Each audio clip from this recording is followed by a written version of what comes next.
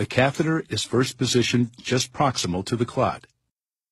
The funnel mouth at the tip of the catheter is then deployed, occluding blood flow with its silicone elastomer on the distal aspect of the funnel.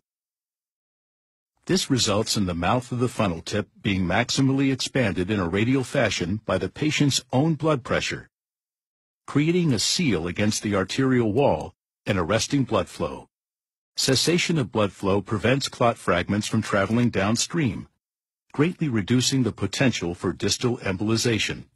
The patient's blood pressure, along with the radial force of the funnel tip, combine to press the device against the arterial wall, anchoring the catheter firmly and safely. The outward expansion of the megavac anchors and centers the device, and can be used as an anchor for other devices in crossing tight lesions or tortuous vessels.